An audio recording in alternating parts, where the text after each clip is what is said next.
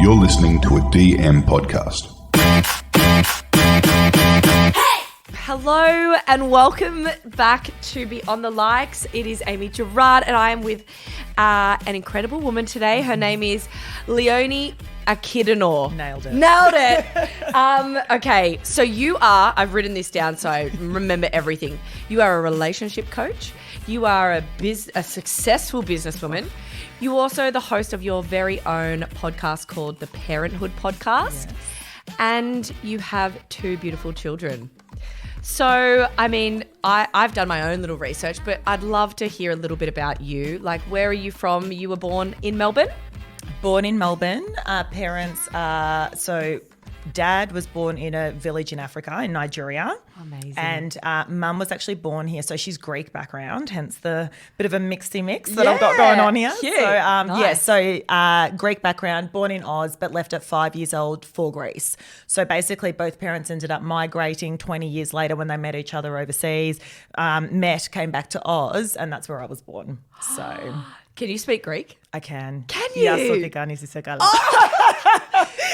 come on, give me some. I got nothing. Elare. Yeah. That's about it. I dated a Greek guy for about 3.5 years, and I remember his grandma. He lived with his grandma, and she'd been here for 45 years. Yeah. Her, both parents, and she said, "Oh, you must learn Greek," and I was like. You've been here for 45 years, you haven't even learned English. Like, she was just like, no, you must learn Greek. And you do not clean good enough. And I was never good enough. But no, she was lovely. Bless her. I do love the Greek culture, obviously, Yes. and the food and all of Yes. that stuff. And I've been to Greece a few times as well. Yes. I know you had a bit of a Euros I situation. I do love a Euros. What about, have you been back to Africa? So I did go as a toddler, Yeah. and then after that I haven't been back. Dad actually went to a boarding school from year 7 onwards. Wow. So basically, village in Africa, upbringing through primary school. Sat an entrance exam, got accepted to a boarding school, and from then on until he graduated, basically barely went home. Like, they go home a little bit. So it doesn't feel very well connected, I guess, to the Nigerian family as much. He was kind of then adopted by the Greek family, and like he's fluent in Greek, and like my parents travel to Greece all the time. So he learned the Greek language. So, he learned. He did the good thing.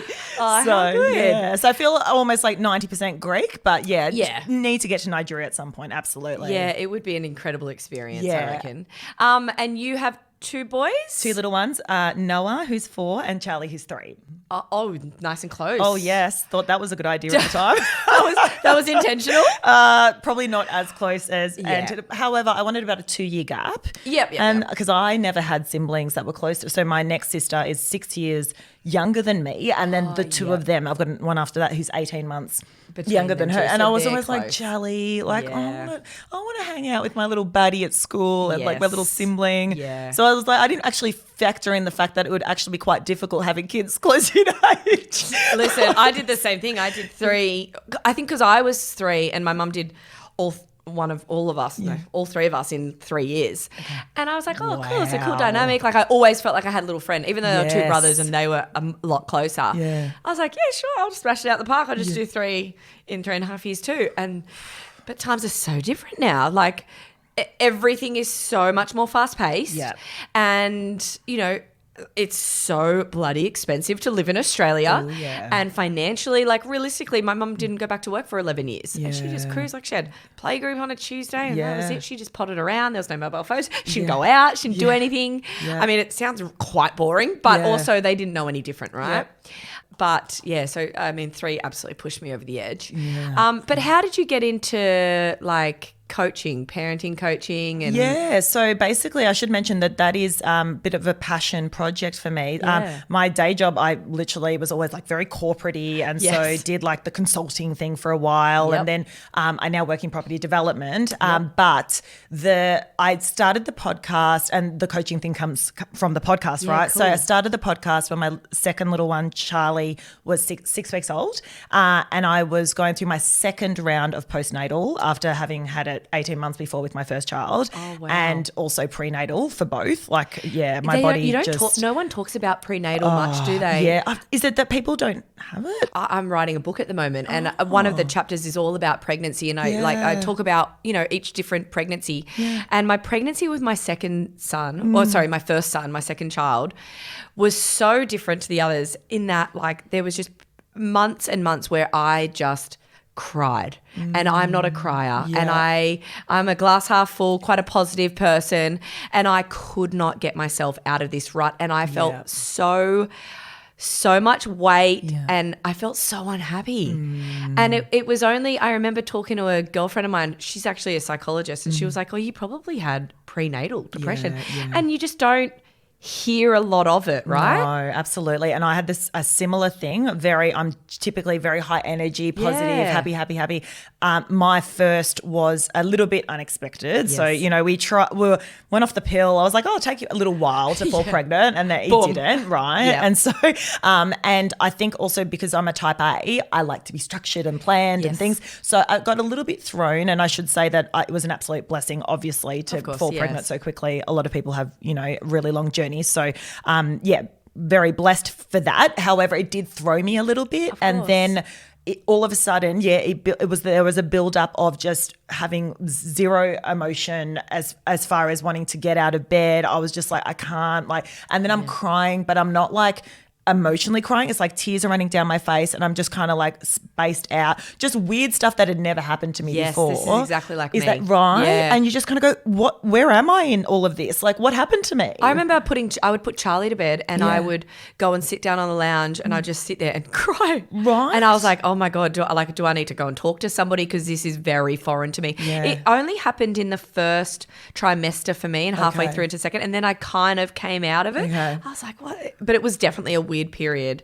And then you had postnatal. So then I had postnatal, and they do say you are more prone. Yeah. And, even during my pregnancy, both times my obstetrician said, we can give you medication and stuff if you would like. Yep. Again, I'm such a control freak that I was like, I know that I'm in such a bad headspace right now. However, I don't want to feel out of control. And I know that, girlfriends of mine who have been on antidepressants and things like that, they say that, yes, it does mute those more negative emotions, I guess, but it also can mute the positive. So you kind of get a little bit more become vanilla. a bit numb. Yeah. And I was like, I just think I can push through this. Mind you, I'm a big advocate for all those people who are out there that feel that they need the medication. It's there for a reason. You've got to do what you need to do. Absolutely. But I think a personal decision was for me, I would just sort of, I guess, push through it. Yep. So postnatal, baby number 2, Charlie's 6 weeks old. I've been listening to podcasts for ages, and I'm like, you know what? I could do this. Yes. What better time? Yeah. My kid's 6 weeks old. You've got so much time. Yeah. Pulling at my leg, you know?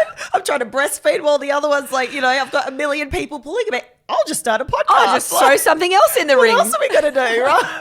And that actually helped me actually get out of the mindset the that rut, I was in. right? Because it gave you a bit of purpose. That's what I find. Like if you had something, outside of motherhood and like something else, just to tap into, you could utilize your brain and step away from that motherhood role, even momentarily. It absolutely helps. Makes a big difference. And we were in Melbourne COVID times. Oh God, and it was like lock up for however many years it felt like at the time. So I loved being able to converse with people and actually connect with people. Yep. We weren't allowed to leave a 5K radius, and you were barely allowed to see anyone. Like, it was crazy. So what a better time than to start a podcast to start feeling connected. And what happened was I actually started it and I called the podcast Mum Life, because I was like, cool, I'm a mum. I guess I'll just have conversations about how mums are experiencing parenting. Yes. And I had a couple of conversations around that for a number of episodes, probably like less than 10.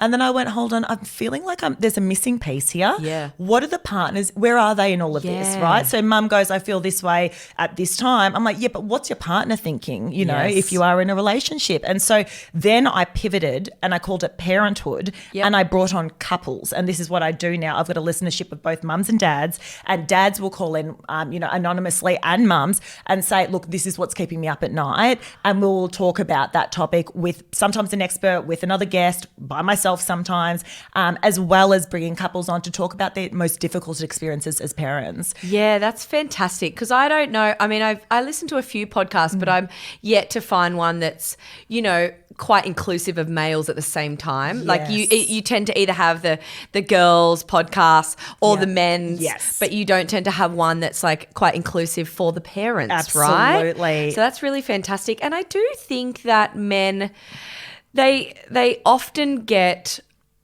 quite overlooked in the parenting realm. Yeah.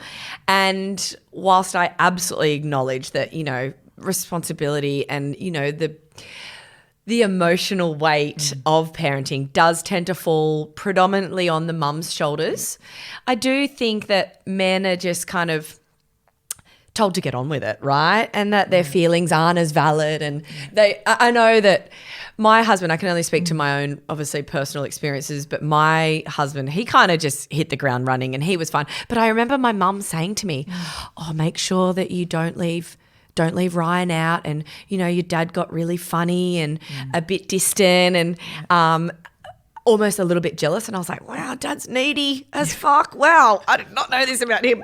But sure, keep that in mind. And I do think it's quite a common thing, which is obviously I would love to, discuss this kind of topic further because I do think that marriage or just even like long-term relationships or a partnership, I think things change so dramatically when kids come into it.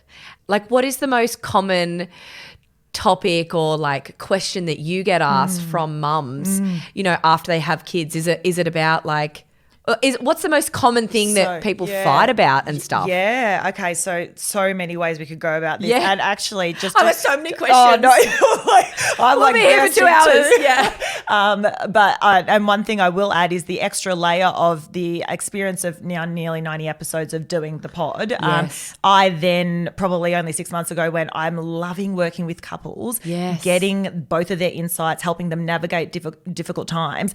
I'm going to go do a bit of education around this and hence the relationship coaching. So it's great. Now I've got clients that are couples and I'm on the pod with couples and individuals and single parents, absolutely, and things like that, to try and get a really holistic view of like, what the fuck is happening behind closed doors and what is everyone stressed about? Let's normalize this.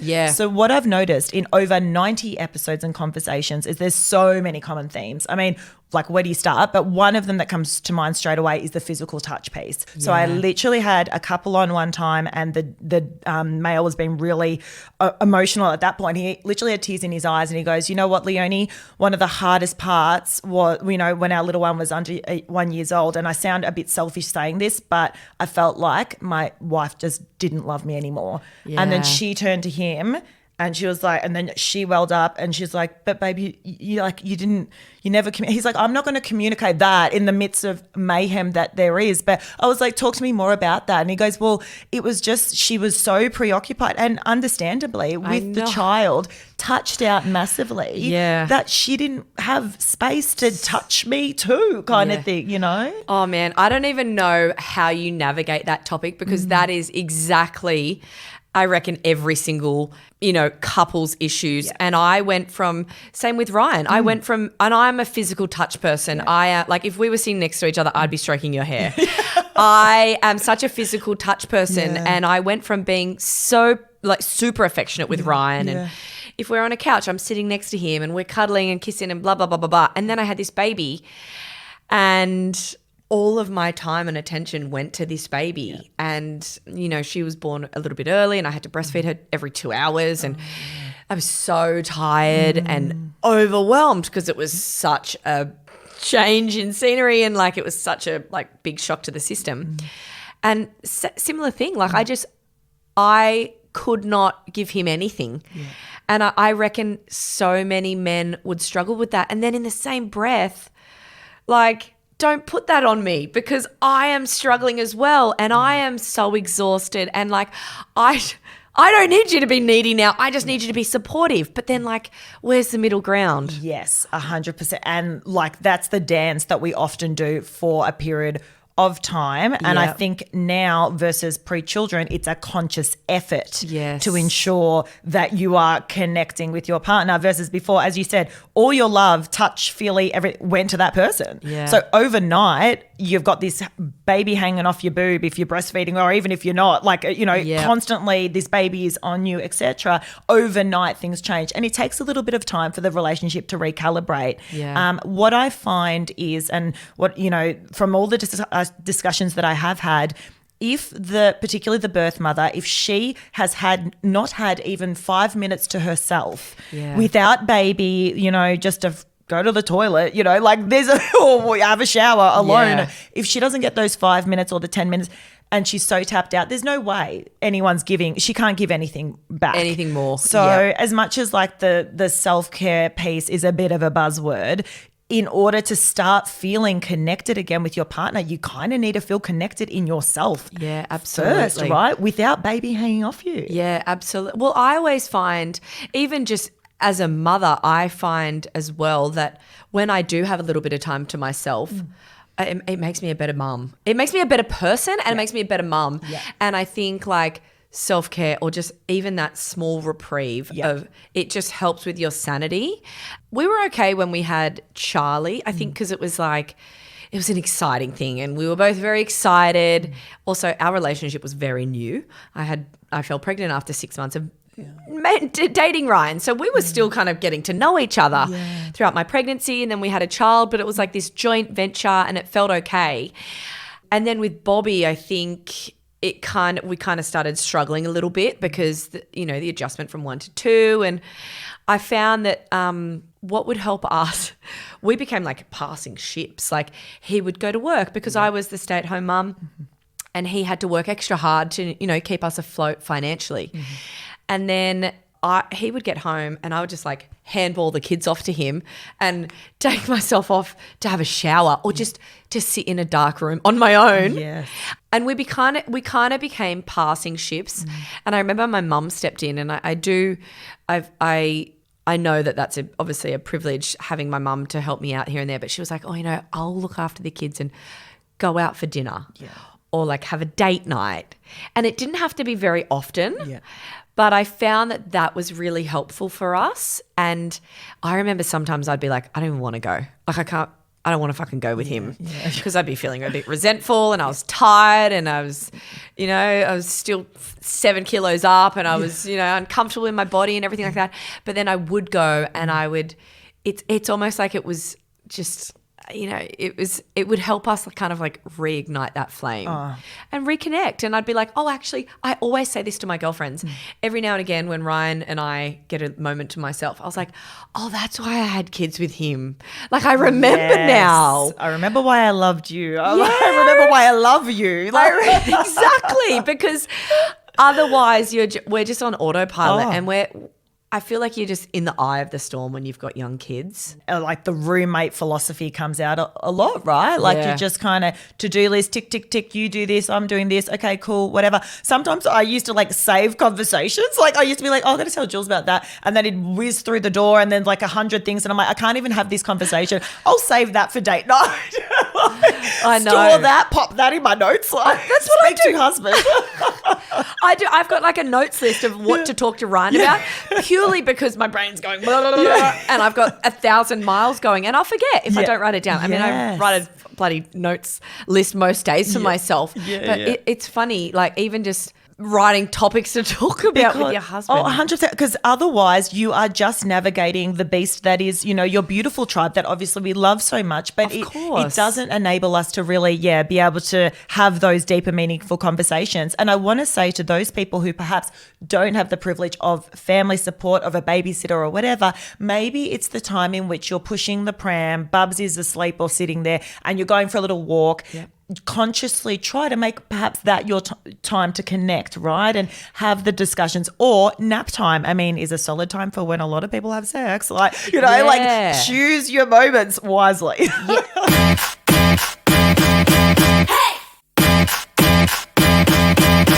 Well, that was another question I was going to ask, because I get asked this constantly.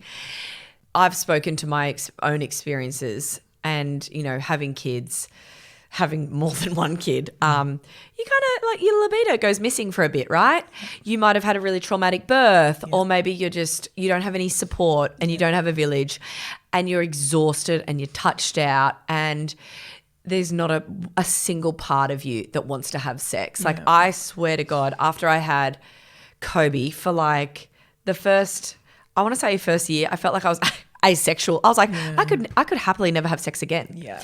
How important do you think it is to maintain, a sex life in a relationship? And can you be intimate with your partner without having sex? Yeah, absolutely. And that's, I think, to the last point you said there, absolutely. And that is such a great place to start when you are feeling ready to. So I guess it's kind of like, I see it in different stages. So step one, birth mum needs a bit of time to herself, mate. Shit, like 100%. Like, we're going to go for that walk. We're going to listen to the podcast. We're going to, or, whatever it is that calms you down. Speak to your girlfriend. Yes. You need to have that space. Once you feel like you've filled up your cup just that little bit, and you're kind of feeling a little bit more yourself, then I think that step two is more around, okay, I can perhaps do the kiss hello, kiss goodbye when my partner walks in the room. Or I can do the, the hand on the like as I'm shuffling past him in the kitchen, hand goes on the back. Like something. The small gestures that we used to do all the time, but you don't, now it's like, ugh, like, because don't come near me. Don't breathe loudly, So you can just start it off with the smallest little things. But again, they're conscious habits that you can start doing. And then obviously as you have a little bit more time to yourself, as you're starting to at least, exude a little bit of affection towards your partner, as you have the opportunity to perhaps go for that date night and reignite the flame. Because for females as well, we need to feel connected emotionally before we can jump in the sack again, It's so true. Like for me, I am going to want to jump Ryan's bones when he's sat down and we've had a meal and we've had a conversation. And if I feel like he's listening to me, which he rarely does, let's be honest. It's like in one ear and out the other. Like if he just gets home from work and I'm in bed and then he rolls into bed and hits me up, chances are slim, right? Yeah. Like beat it. Yeah. But if you put in the time, and I think that's a lot of females, right? And then I find that if he does put in the time, or if we have had like a nice day together and he's like, oh, I'll put dinner on, you go and have a bath or something like that. Yeah. I'm going to engage in the quickie behind the bathroom door. Yeah.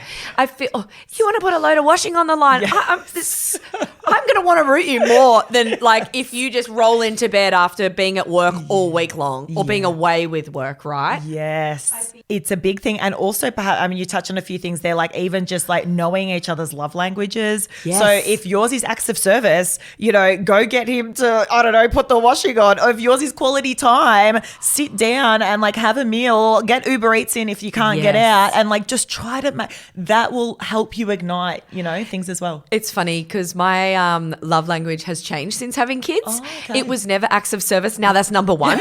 I love a man who can stack a dishwasher, hang out a load of washing, make the bed, change the sheets. Yeah. Oh, that's hot. That's my love language now. It's still always physical touch, but I think because I get that so much from my kids, like I'm so affectionate, and I've obviously pushed that onto my children, but they're very affectionate with me now. But Ryan's is... What's the other one? Quality time. Yeah. And I don't give him much of that because, again, I'm so busy. I'm juggling the kids and I'm juggling a few like career-wise type things. Yeah.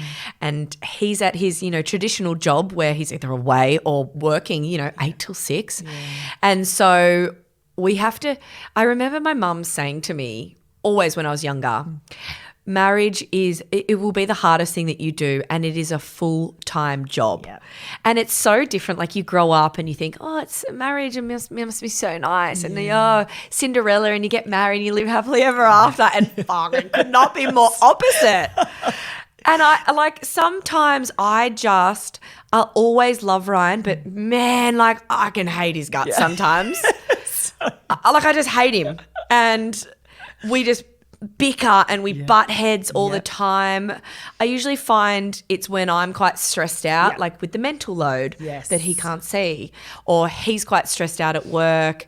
That's normal, right? Oh, 100%. And the kids are spinning wheels and someone's elbowed someone in the head and there's like a shriek and you just go, mate, whose freaking idea was all of this? Why did we have kids again? Yeah.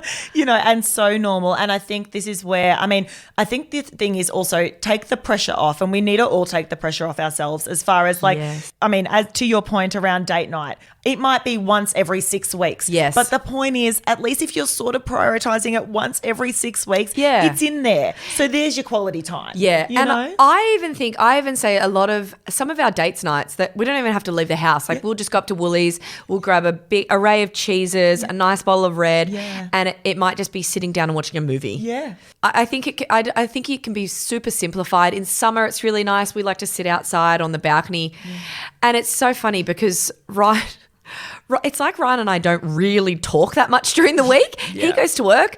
I'm doing my things with the kids, or I'm like shooting, or I'm in here and stuff. It'll be like, oh, do you need me to grab something for dinner? It's like your top line basic bitch conversations. And then a lot of the times we have this thing where he doesn't get home till, so I'll cook the kids dinner.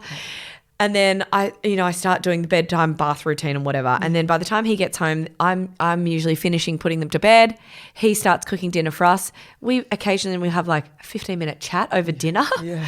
And then I go and sit in the study to do some writing. He either jumps on his laptop or goes and watches YouTube, and then we make our way to bed at separate times. Yep.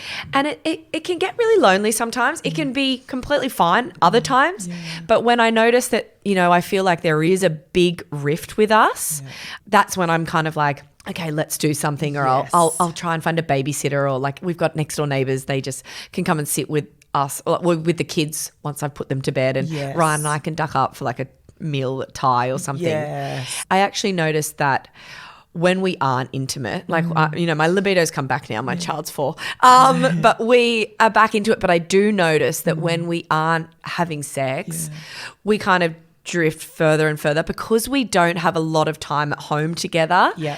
We don't have that opportunity to, show the physical touch other ways and be intimate in other ways. So I find that, when we do have sex, and, sometimes I feel like I do it for him. Yeah. And sometimes I probably hit him up and he's a bit tired and he does it for me. And I think there's a bit of give and take in both scenarios, but I do find that helps us connect. Oh, and I'm like, I'll cuddle up on your chest, and we have a little post-coital snuggle, and then I'm like, okay, don't touch me.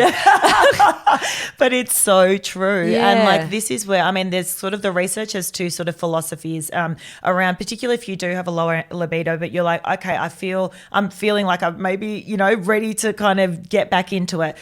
Option one, which is a lot of people take, is just, to your point, they just go for it and have sex, even when initially they're feeling like, oh, could go either way. And then, they just go into, and whilst having it, they're like, oh, wow, I remember why I liked this. Yeah, I feel like half the time I start having sex with Ryan, I'm like, I'm so tired.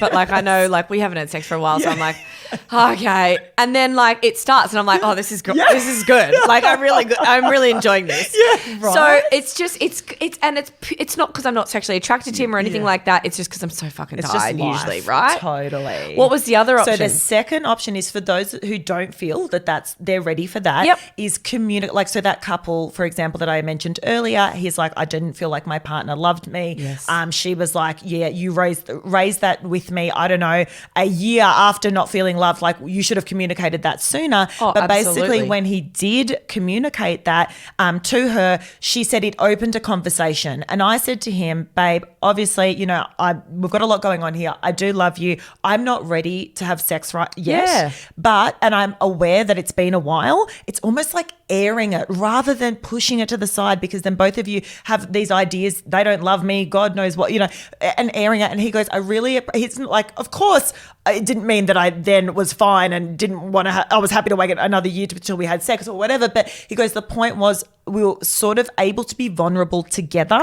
And she goes, but I'm happy to, let's make more of an effort. Let's try and get a date night in. And it's just taking that one step closer, right? Yes. To end game. Well, and I think one of my mum's friends, she's a marriage counsellor, old school. And I remember it stuck with me forever. And she said to me that, there's a load of things that you can do that, can create a spark and prolong the longevity of a marriage. But the two absolute key things are sex and communication, and not necessarily in that order, but and I'm not saying that sex is paramount, but if you're not wanting to have sex in that point, you need to communicate. And I think being vulnerable with your partner or just even anyone in general is so hard, but all it takes is one person to start the conversation, right? So true. And then that one person can be like, hey, yeah, exactly what you said. I'm not ready yet, but let's try this, or let's hold hands, or I'll touch a willy. Yeah. I'll give you a wristy, and then we'll see where we're at afterwards. Who gives wristies? Not me. Definitely that not. was pre-kids, babe. You go. Definitely pre-kids. I mean, that word in itself is just rather funny. I know. Oh my God, I haven't heard that one in a while. Love it. Old school. We're taking it back. Do you find that a lot of women, because again, we've touched on it before, but a lot of women carry the mental load, and guys don't see it. And even I sometimes will go away, and I went away. I spoke at this charity lunch up in Brisbane, and Ryan is a very capable dad. I can leave him with the 3 kids. That's no problem, and he'll get it done. But he'll also call me 480 times while I'm away. Hey, where are the soccer shoots? Hey, where's this? Hey, where's that? Hey, what time's Bobby's soccer game? Who's taking Kobe to swimming? Blah, blah, blah, blah, blah. It's just a million questions because as a mum, right, you've got this online calendar in your head, and you know where each kid is at and what a birthday events. Oh, and you've got a birthday present for this, and it's your sister-in-law's birthday, and you've just got this mental load that they don't tend to see. Yeah. Do you find that a lot of women not hold, but will carry a lot of resentment over that? Yes, that's a big thing. Yeah. I mean, even just from a personal standpoint, I remember that I had first baby, little Noah was a year in. I was resenting the fact that, and this is a big one as well, a lot of parents, women will resent if they are, they've got it is similar for same-sex couples as well. Generally, one person will stay at home with Bubs and the other person will go off to work. The person that goes off to work is kind of a little bit resentful that they're missing out on what's going on at home. Person at home, glued to baby, is resentful that they don't have a second to themselves and they want to go out to work. Mm-hmm. And so anyway, that was happening for me, but then the mental load was compounded on that. And I was kind of I freaking hate this guy. Off he goes to freaking work. Doesn't have to worry about anything. It's a goddamn holiday. Has this baby now, but everything's coordinated. Yeah.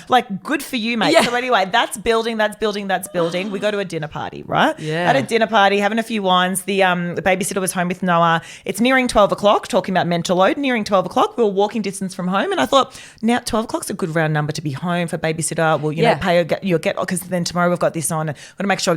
So I turned to Jules. I'm like, oh, hey, so Jules, well, just after this drink, we'll probably just head, Yeah. And he looks at me and is like, come on, mate, we could have one more wine. And I was like, people at the table were like, what? No, you can't go yet. One more wine. And I'm looking at him death staring him, being like, look at you over there. Yeah. Not worried about anything. Just like we didn't have kids and off you go with your one more wine. And I was like, I hate you so much right now. So death stare, steam comes out of the ears, and he kind of looks at me and goes, okay. No, we're bouncing. So we go home, and that's when, because I'd let the resentment build, that's when, I paid the babysitter, all smiley smile, thanks so much for coming, door closes. Unleash. Yeah. And I'm like, your life hasn't even changed. You know what we've got going on tomorrow? I've got to do this. And then, and 100 things. And it came out wrong. And that's another thing. Word of advice, never have the discussion that is, in a heated moment, because you're never going to get your point across. Yes. And the other person's going to just not get where you're coming from. I absolutely need to take this on. Right. Yeah. I'm a lunatic. A gentle reminder to us all. Yes. Yeah. And that was not productive at all. He's like, you're just on another They planet. get defensive, that's right? Yeah. My life has changed too. And I'm like, you've got no idea. You got no idea. Yeah. The next day, when we're a little bit more calm, we're able to start communicating, I guess, to your point, about this mental load and the fact that I felt like it was just too much on me. And this is what happens a lot. And so basically, a few tips and tricks. It's along the way. there's someone that I spoke to, actually Beth, she's got a podcast called Growing, and she's like, we have a whiteboard in our kitchen living room space and it's kind of like by the week, and it's like Monday, Tuesday, and I physically write in red, these are what I'm doing. So like immunization that day, daycare pickup, swimming, blah, blah. And then in green, things that are, you know, her partner needs to take care of. And she goes, even though like it's 90% red, which is she goes, it's amazing the way when you visually see the tasks week on week, he kind of looks up and goes, oh geez, I could probably do that, you know, and all of a sudden you're having a discussion about what is typically invisible, right? And I think the thing with men, like what I found with Ryan, I mean, they're simple creatures, right? And Ryan, it's such a touch point because Ryan always says to me, if you need help with that, like just ask me. Yes. But the inner like feminist in me, I'm like, I don't want to fucking ask you, right? I want you to do it. I want you to see that I'm struggling and I want you to step up. Yes. And they don't, right? No. But if I say, hey, can you do X, Y, and Z, he'll get it done. Yeah. And he'll do it efficiently and fine, whatever. Sometimes he doesn't do it to my standard, but like he'll still get it done. Yeah. But similar to your story, I remember the same thing. I remember just erupting one day. It was over, I'm pretty sure it was over toilet paper. And that he had gone to the shops and we were out of toilet paper and he hadn't got any toilet paper. And he was like, well, why didn't you tell me to get it? And I was like, why didn't you fucking look? Why didn't you do a check of the house and look like I do? Yeah. Did you open the fridge? Did you check for milk and bread? Like just a simple shit. Like, fuck you. I was, and he was like, this seems quite dramatic. Yeah. And I was like, I'm a dragon. And he was like, cool, you obviously need some more help and some support. So what can I do to help? Yeah. Which was very nice approach. And I'm all emotion though. I'm a very emotional person and I wear my heart on my sleeve. And so I'm very loving and whatnot. And then when I'm not loving, I'm a psychopath. So I need to learn to come at things with a little bit more calmness. Yeah. Try not to bring things up when I'm peak rage. It's so hard though, isn't it? It is so hard. I mean, I'm like the same. I'm emotions on my sleeve. I'm a half Greek, half Nigerian beast. Like two big cultures there. Yes. Very expressive and all that. Do you swear in Greek as well? That'd be hot. Yeah, that's true. I don't actually, but sometimes when I'm really annoyed at him, I speak to Greek to the kids because they're learning Greek. So they go, and he's like, sorry, what was that? And I'm like, don't worry about it. You don't need to know. You should know. You should know Just Greek. learn the freaking language, mate. But the same, and this is the biggest thing, for me too. A psychologist told me once as well, even if you're in it and you're realizing, shit, I did it again, I've just erupted about the toilet paper and I'm not getting anywhere, having a pause is a really good approach as well, which I struggle with. Yes. But going, okay, this is not freaking productive. Kids are like, going, what the hell's wrong with the parents? Mum and dad, it's turned into banshees. Right. Yeah. So, okay, time out. But one thing she did tell me was like, you don't just kind of go, yep, whatever, and leave, because then you've just like escalated things further. It's actually, okay, babe, I know this is hard to say in the heat of the moment, but okay, this is not productive. I love you. I'm just going to go for a quick walk. I need a minute and I think it'll be more productive if we do that. Or I'm just going to I'll go upstairs. Let's just have a bit of space. But actually articulating it versus just storming off, because then that's so mature. So mature. I'm like, I'm still working I definitely wouldn't say I love you, but I could maybe try. And I think that's a really good, I've been told that concept similar in parenting, right? Yes. When you feel like you're about to hit the peak of rage and like lose your shit, it's good to pause. Easier said than done, right? Have you noticed that like when you communicate with your husband, you're married, right? Yeah. Do you feel like he has stepped up? He has, definitely. I have to delegate to your, and I've kind of accepted that now. Yep. And I think what I really struggled with during that resentment piece was we both prior had pretty big jobs, equally as busy, blah, blah, blah. Then I'm like, okay, cool. So now I've got job plus baby plus everything and you've got job and like what the hell? And then he actually ended up getting a promotion. So then the dynamic shifted again a little bit in that all of a sudden he started traveling more. I'm like, I kind of have to respect that because, it's for the family. And where does income play into this as well? Yes. That's a big thing. Like before we were probably more equal, and then all of a sudden I was kind of like, okay, Yeah, well, that's you gotta where put your- that's I've got to, let him and support him in that career because it's supporting the family. And I struggled with that, and then I did go through a period where I was like, he should just know, and then I got to a point where I was like, okay, I'm going to just have to learn to like switch my mindset around this. I'm going to delegate. And if I do delegate, to your point, he will often do what he can within his capacity. I use I've got my little calendar where that's how we sort of even keep track of social things. And if I've got a little to-do list in the calendar that we tackle each weekend, I started getting structured and organized about it. Yeah. Have you got a shared calendar? We do. What is it? Do you use We just Google the Apple. So the Apple calendar, and we've got the green fam, Yeah. So invite. we downloaded an app called Cozy, I think it is. Okay. It's called Cozy. Yeah. And so I think I've put my name as Boss Lady. There's Boss Lady, and then there's Ryan, and then there's All. And Okay. so what I found, and because I was a stay-at-home mum for pretty much 5 years, predominantly 5 years. I was the stay-at-home mum. Obviously, I had all 3 kids in 3.5 years. Yeah. So it wasn't financially beneficial for me to go back to work.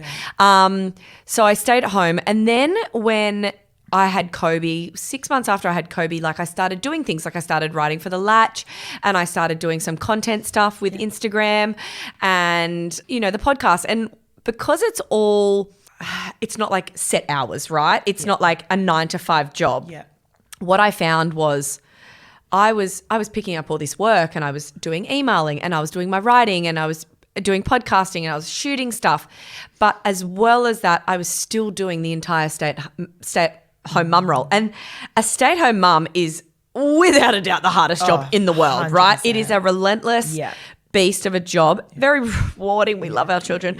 But no annual leave, no sick days, right? Yeah. And so when I started working, I just found that instead of the shared the responsibility of the kids being shared, it was my workload just doubled. Yeah. And so we had a really, really icky period where he was like, I've got the traditional role and you've all of a sudden decided to start working. And I was like, what did you think I was going to be a stay-at-home mum forever? Yeah. It's also hard because I lost my independence. My career got put on the back burner. I was always used to earning money, and I don't like relying on a man. And yet here I am, and I'm doing, I'm pulling my weight in that I'm rearing children for us and I'm raising them right and whatnot. But I wanted to get back into it. I wanted to find something for me and a bit of purpose and activate my brain again. I don't even know what 1 times 1 is.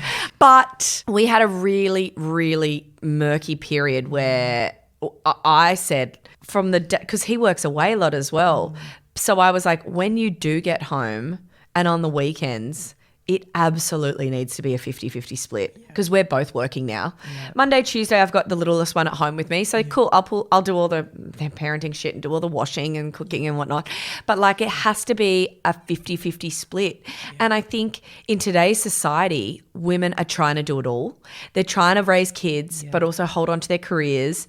And you don't find, to a lot of men's credit, I think a lot do step up, but I think a lot of women just wear so many hats and they're not getting the kind of support that they need from their partner, come the weekends and on after work. Absolutely. And I think this is potentially an opportunity. And for those listening too, think about it. If you are feeling maxed out, which we all do, absolutely. And if you're fortunate to have a partner, start thinking about what's feasible in delegating, because it's also only fair, because how are they meant to know until we combust that there's an issue, right? And otherwise, and if you don't delegate, I feel like it's the quickest way to burn out. Oh, 100%. And even my last question, self-care. Yeah.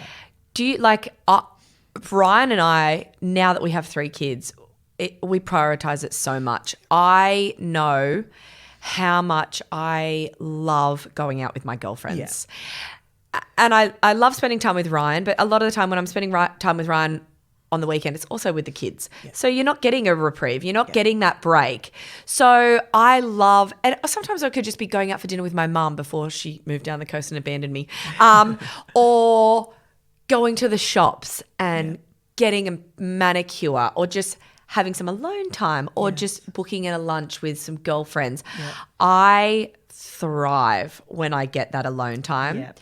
And I know how much I like it. So I encourage Ryan to also do the same because obviously, you know, working a full-time job and then coming home to 3 kids, that's equally as stressful, maybe not as stressful, but like it's equally hard. And so I always encourage him to go out as well. Yeah. And I think people get a bit funny like, oh, you know, you're always out with girlfriends.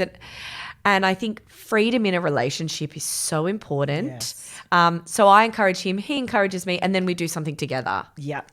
Is it something that you guys prioritize? Oh, 100%. I'm the same as you. Yeah. I get my, well, you know, when I'm out with my girlfriend, I get my energy back. Like, I'm like, yes, I'm back. I'm back to being me as an individual, not me the mum, not me the wife, not me the, you know, and for me, that's so important. But other people, you know, maybe for them, it's, I don't know, like going to get a massage or, you know, that's what, you know, lights them up. Yep. But it is actually making a conscious effort around thinking about pre-kids. What did I do that I used to love? That's right. And putting it in the diary now, if you can, you know, even if you're putting it in. I know with girlfriends and of mine, we've got a lunch in like 3 months, you know, ahead. But everyone's like, yeah, cool, yep. See you in 2024, April the 27th. You know, you got to do what you got to do, right? You got to make sure all the calendar dates line up. Absolutely. And similarly, I'll do the same to make sure that Jules feels that he's got having his thing and I'm not just, you know, he's doing his thing, and we will put that in the diary too. So yes, if we didn't do that, I don't think I would be of sound mind. Like, you know, you really, it's because otherwise it's just that, like the repeat, the monotonous tasks for a lot of the time for your children or for the family. Where do you come into it? Yeah. And I like I said before, when I go out with the girls, or even when I just, honestly, I sometimes, like, my working days are Wednesday, Thursday, Friday, and sometimes just coming to work or coming in here, I mean, it's not the self-care that you should be striving for, but that sometimes it's all I need, right? And so it makes me a better mum. Like, or if I go out with girls and have a lunch and have a few wines at lunch, I'll come home and I'll put some music on with the kids and we have a dance around in the kitchen and then put them to bed, and then I'm so much better to be around. You're more affectionate towards your partner. Yes. You're like, thank you so much for giving me the time. Yeah. That's how you reignite as well. Yeah, definitely. You know? It's definitely a nice flow-on effect. Yes. Oh, God, what a roller coaster just life is, right? Oh. And it's so – that's what the book that I'm writing at the moment is all about how you have these certain expectations around so many things, like relationships and pregnancy and marriage and I want to do a chapter on sex, but I'll leave that out so I don't send my dad to an early grave. But it's a constant evolving work in progress, right? Oh, absolutely. And this is the beauty of, you know, podcasts like this and, you know, other resources out there that you kind of people listening in or watching or whatever go, oh, shit, I'm not alone. Oh. Like, this is normal, you know? That's the biggest thing about my platform. What I take from it is that, you know, the more I share and the more vulnerable I can be on there, a lot of people don't want to put themselves out there and say, oh, you know, my kid just bit me, or I haven't had sex in 6 months. My libido's in Mexico. Yeah. But by doing so, I mean, I don't care. I'm an open book. I'm a bit rogue like that. But it helps other people feel less alone, and then they message me and then I feel less alone. Yes. So it's a two-way street, and we're all doing it. We're all in the same boat, and I feel like majority of women after they have kids will, you know, that there will be ebbs and flows in their marriage or their partnership or anything like that, and it is so normal. So normal. And as I said, for I don't know however many episodes I've done, like these common themes, like I don't feel like there's been one topic that at least one other person hasn't spoken about, you know, or one issue that someone else hasn't already brought up. Like, you know, we're normalizing it for everyone. Yeah, absolutely. Oh, you're amazing. I did write a list, but I feel like if I write this list, it will go on for 3 hours. Okay, my last final question. Okay. What is maybe one thing that I could implement in my marriage today that could help with the spark? Yeah. So, I mean, I think careful. Oh, no. I mean, you're all over it. I'm ready for it. Look, I think, and particularly for, you know, yourself, those listening, you know, if you are looking to reignite, it's the smallest thing. So you might go in tonight for the kitchen cuddle and like hang on for like a little bit longer, from the back, right? Yeah. Or just like something that ordinarily you wouldn't do, like these little gestures. As I said, perhaps if you don't usually kiss your partner hello or goodbye, maybe that's the thing that you can do. And it seems so like nothing, but if you continue doing these little gestures, you know, you're starting to build up that affection and love again. Yes. Or just go for a girl's lunch and have a lot of wine and then come home to your fam. Either or, both work. I mean, I'd go the latter. Yes. Love you, Ryan. Yeah, that's really good. I think that's. Well, you know what? You go for the girls' lunch with the wines, then you'll come home and do the cuddling, right? Mate, 2 in 1. Yeah, you nailed it. Shot it out the park. All right. Well, thank you so much for coming on. Thank you for having me. I have loved talking to you. Hopefully I can get you back on another time. Would love to. We can talk about children. We can talk about sex. I mean, or we could just go for a girls' lunch. Oh, works for me. Or we talk about all the times we've erupted to entertain the people. Oh, I mean, how long have you got, right? There's a lot of times. I'm like a volcano. Mate, I'm going to write a book now. I'm bubbling underneath the surface, and like every month, 3 days before my period comes, it just erupts. Lucky I don't take out like New Zealand or something with the rage. But anyway, I've got to work on that too, the hormonal imbalance. But thank you so much for joining us, and I feel like this will be really, really helpful for pretty much anyone who's listening, just so that they know that, you know, they're not alone in this. The marriage journey, let alone the parenting journey and the motherhood journey, just this journey of life. Yes, love that. Thank you so much for having me on. It's been an absolute blast. Oh, I've loved it. All right, bye for now.